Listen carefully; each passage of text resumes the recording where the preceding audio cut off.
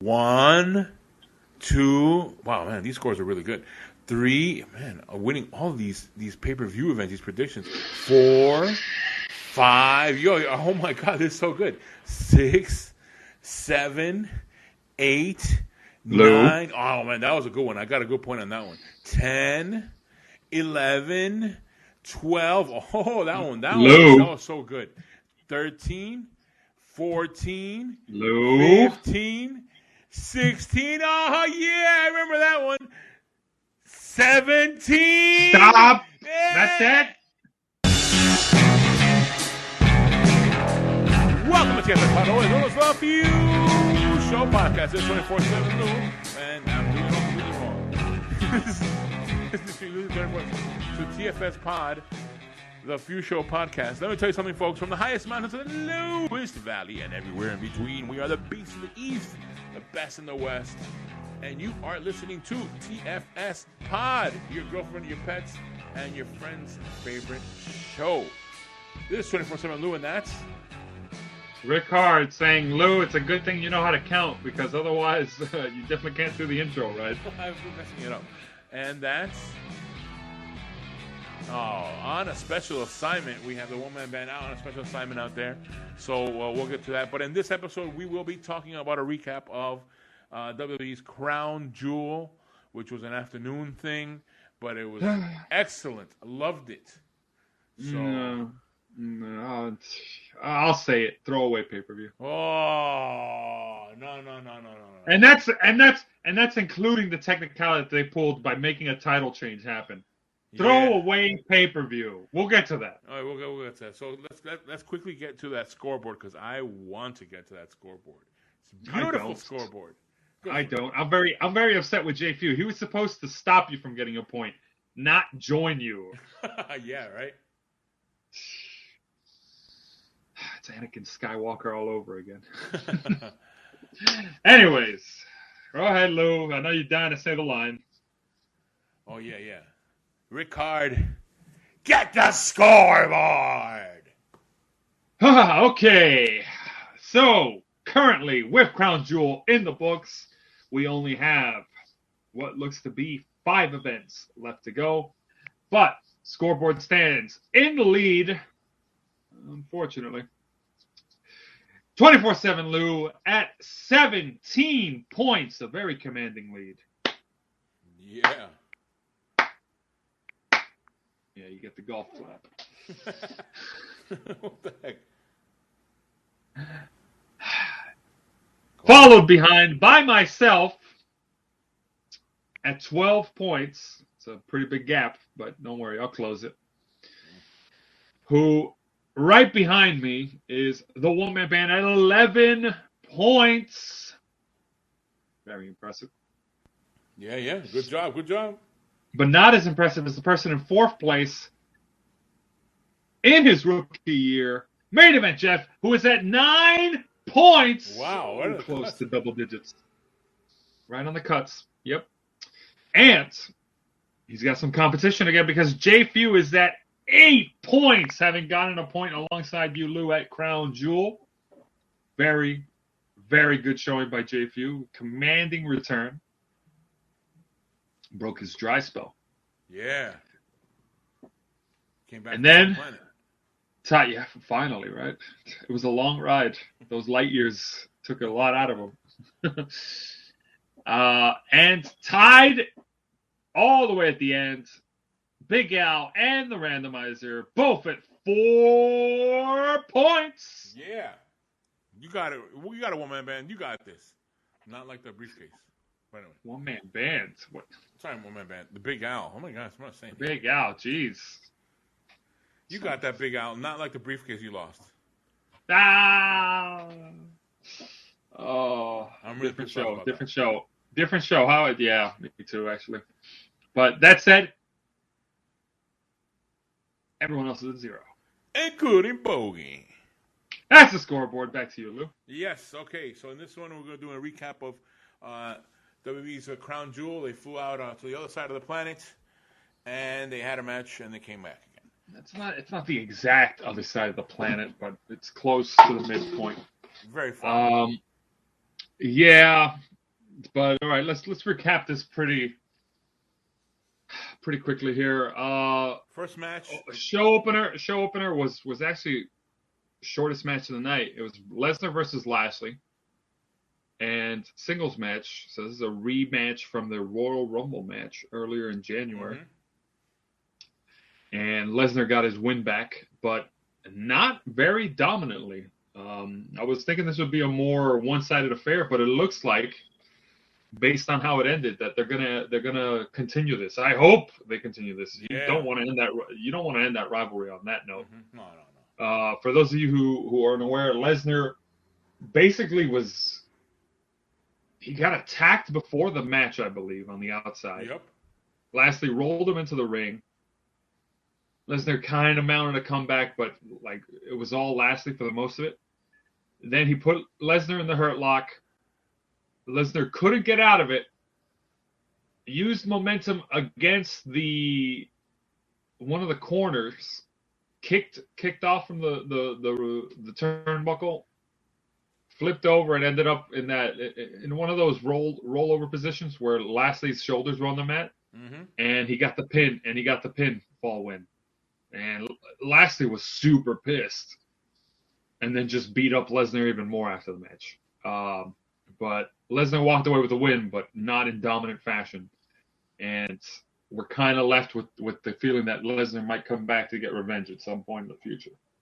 That's what I hope, anyways. Yeah, I hope so too. I hope so. I want to see more of that. Yeah. So that was a victory for Lesnar there. And now strange start to the show, but we'll keep going. Speaking of strange, because next matchup. Yeah, it was the women's tag team championship match. Damage Control, comprising of Dakota Kai and Io Sky, going up against Alexa Bliss and Asuka, who had just won the women's tag titles earlier in the week on Raw. So you would think, Alexa Bliss, Asuka just won the title. They're not going to lose it. No, apparently they are. Damage Control got the win thanks to interference by Nikki Cross, whose apparent gimmick is I'm crazy, I'm out of control, and I'm going to cost people titles. And I remember this matchup for the predictions wise. You and the one-man band were out of it. You guys were picking Alexa Bliss and Asuka, which it made sense. I mean, you think, like, why are you going to take a championship away from somebody? But after they just won it a week ago, yeah, I know it makes sense.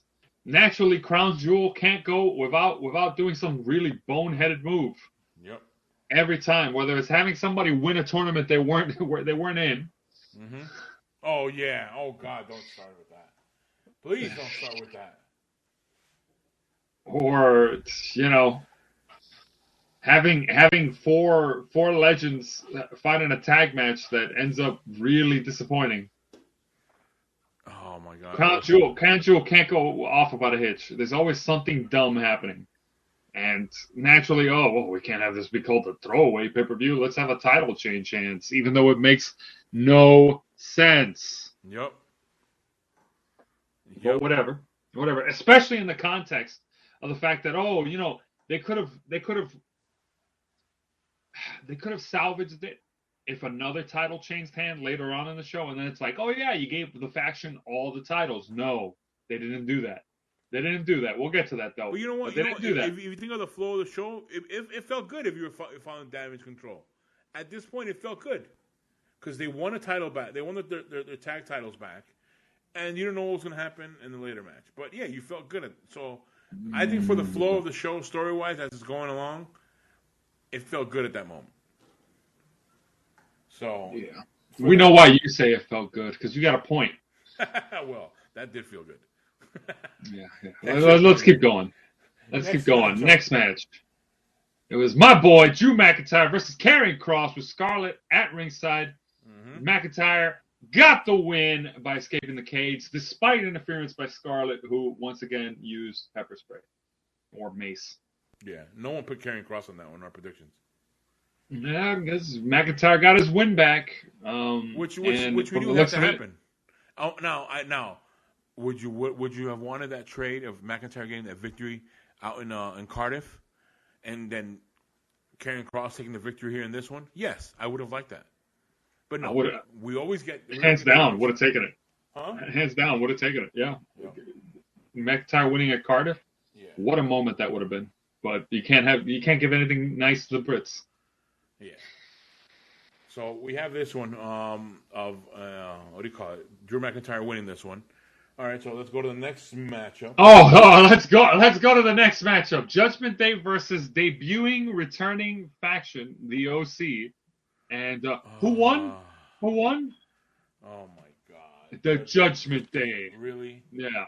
Really? Yeah. I know that one did, because you, one man band, and so did I. We all actually in JFU we all picked OC to win this one, and that's what killed my perfect score.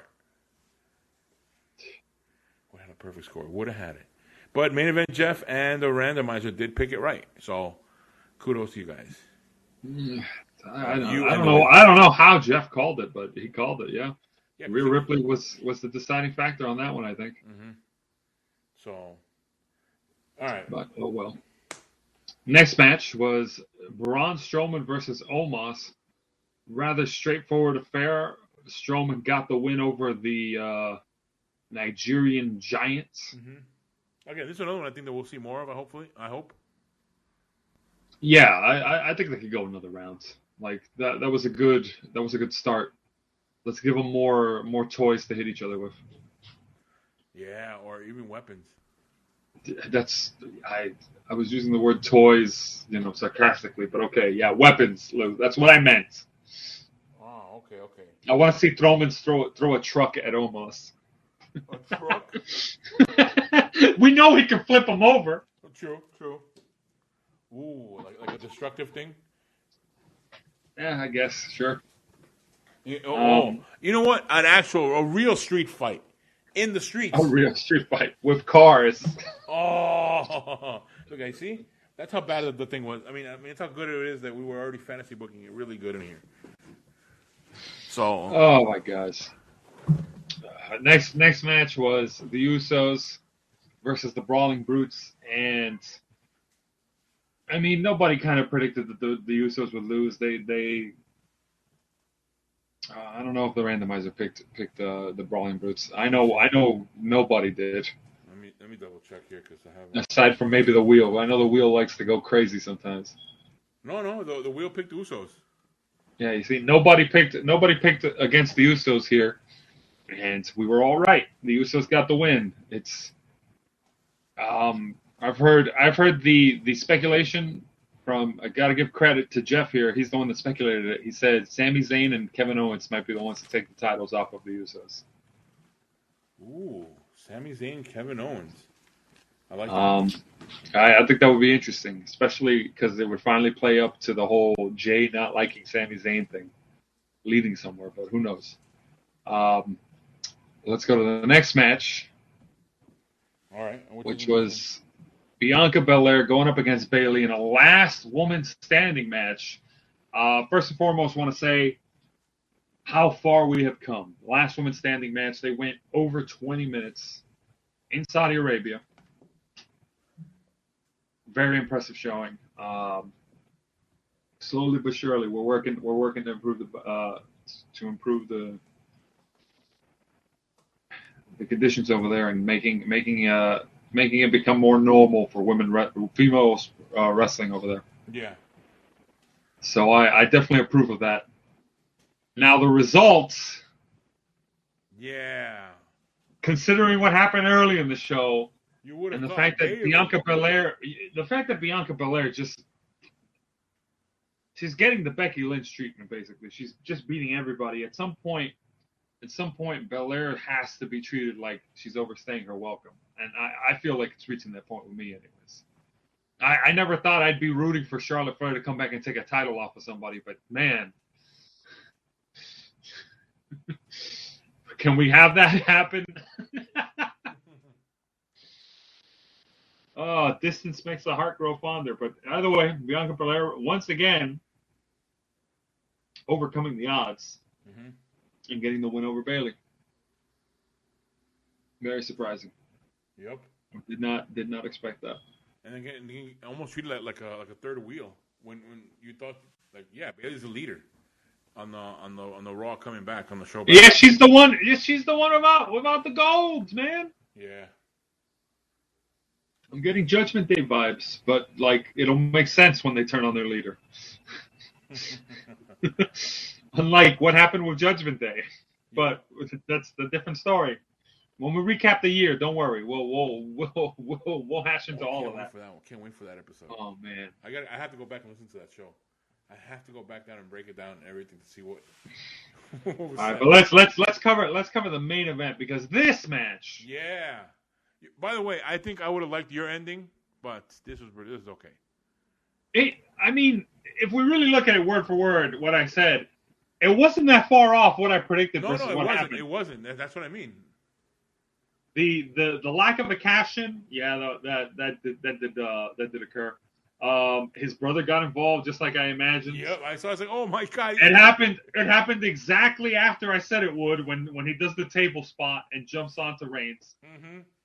Like so much of what I predicted in fantasy books kind of came through, and I was like, hey, will you look at that? Wow, I'm apparently good enough to book a match. Apparently. Oh, whoa! You're good enough to book a Saudi Arabia match. A crown jewel match. Let me say that. Naturally, Lou, you feel the need to undermine my own moment. Wow. Just clarifying. It's like, yeah, you're good enough to book a Saudi show. Wow. Otherwise known as on the back. Otherwise known as throwaway pay-per-views. Otherwise known as a glorified house show. Glorified house show. Oh yeah.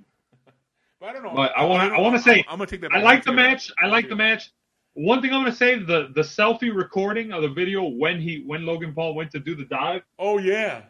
That has to be one of the more unique moments I've ever seen for social media and wrestling. Mm-hmm. Like Logan Paul, that's the first time I think I've ever seen that. The closest we've seen that was when Austin Theory, or otherwise known as Big Al, would come out and do the selfies with people. That's the closest social media got to wrestling. And I guess if you want to go a little bit before that, you could say Breezango, Tyler Breeze, with the selfie stick gimmick back in NXT. Yeah, I want to see one of those, like a live one. That's what I want to see. Actually, a live one go. But the dive, mm-hmm. the dive being recorded live on video, that was huge. Yeah, I enjoyed that. That was very creative. One thing I thought was crazy was, first off, Logan Paul got injured from this match, apparently, which makes me think the ending may have been, there's a part of me that's scratching my head and wondering how much of my ending was actually, how I booked it was actually like taken into consideration. Because when Reigns got the pin off the first spear, mm-hmm. there was a look on him that said, like, man, it feels like he felt like there was a miscue, like they called an audible there by Logan Paul not kicking out, because he kind of looked confused for a moment, and then he was just like, yeah, and then he went back to the whole, like, talking to himself. Yeah. Saying that. Props out to Roman Reigns. Didn't say exactly what I said, but he kind of said, I said something along the lines of, he would tell Logan Paul, go back to Twitter. Oh, yeah. Instead, he had Logan Paul in a rest hold, and he goes, yeah, that's right. Ain't no more YouTubers coming here after I'm done with him. Man, that makes it tough when Roman Reigns says that. What if I want to go? Champion versus champion. Yeah, I was offended that he name dropped everybody but us. I was like, yo, what the hell? But it's the beast. That guy's small fries compared to me. Now we knew that Logan Paul was not going to win this, right? In our predictions battle, we knew this. Yeah. But it still made for an exciting match, which is the thing that we have now. I feel it's a problem. Hey, no matter how much I know, sometimes things happen where I want to believe. Yeah. I really think the best way to get people to believe would have been if Logan Paul kicked out after the first spear. If you would have had him kick out after the first spear, people would have gone nuts. Yeah. People would have gone nuts. That Because it's just a rule in wrestling. If you kick out a one finisher, it's like, wow, that didn't finish a match. That's a big deal. That's his finishing move. It didn't end the match. Like, it makes you start second guessing. You're like, no, that's how you do it sometimes. And I think Logan Paul could have used that. Because a good match it felt anticlimactic. It felt anticlimactic how Reigns won. I will say that. I would say a really good matchup is when someone kicks out of one or two, and even sometimes three of the other person's finisher. Like, it makes it, oh my God, he kicked out of those false finishes. But we enjoy it. Well, it weakens the lure, the luster of the finisher. I will say that. You don't want to do the Fiend no selling. What was it? 13, 14 curve stomps, 16 curve stomps in a Hell in a Cell match. You don't want to do that, especially when three of that moves puts down Brock Lesnar, who was like undefeated for a long amount of time. Mm-hmm. When that does it, but then the Fiend can no sell 16 of them, like, no, screw that. So yeah, I think 2 is the magic number. 2. You don't want to. Three you save for the special moments. More than 3, it just starts to feel like overkill. You need to do that if you're going to do a storyline. What's it called? If I could borrow from another promotion, Wardlow hitting multiple power bombs on someone. It's not about winning the match at that point. It's just, I want to just have fun and make the guy suffer because of everything he put me through. That's telling a story. But hitting multiple finishers because, I couldn't put him away with that, that's just a weak finisher. Yeah. But overall, what do you give this crown jewel? The middle of the road. There were a lot of booking decisions that had me scratching my head on a couple of these. I like that some of it hooked me in and wanted me to see more, so I'm going to give it a 7 out of 10. And that's me being generous. Okay, I like how you use. I like what you picked. For me, I like how you use 7 out of 10 because I gave it a 17.